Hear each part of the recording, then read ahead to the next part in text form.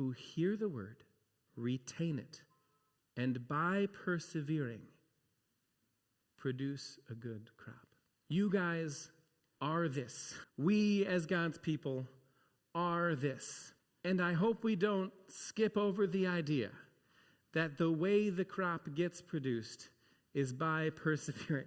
Not by having everything be all right all the time, not by having some version of things where it's always good and copacetic, but by understanding that it won't be, and that constantly we are all the kinds of soils. It is all in us to have the rocks, to have the birds, to have the weeds, to have the thorns, to have the worries, to have the threats to the seed.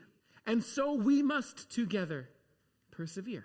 And so we will together persevere by reminding each other that these things that we go through are the things that open us up to our need and our insufficiency, that open us up to needing someone else who will come in and be the difference, the seed that is planted and brings hope, that brings fruit.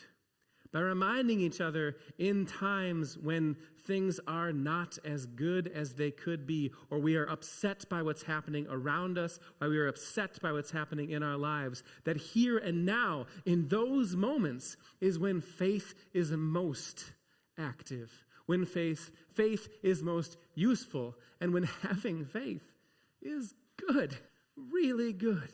Because without it, what would you do? If you were just a cup of dirt, what hope would you have?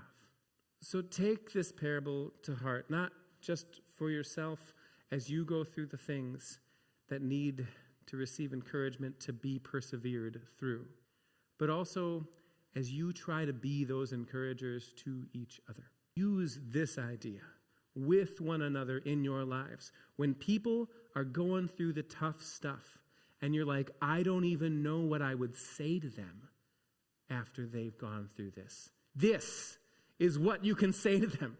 This is the kind of encouragement you can give them. Blessed is the one who is like a tree planted by streams of water that bears its fruit in season, who cannot be torn down by the things that threaten it, whose enemies will not prevail.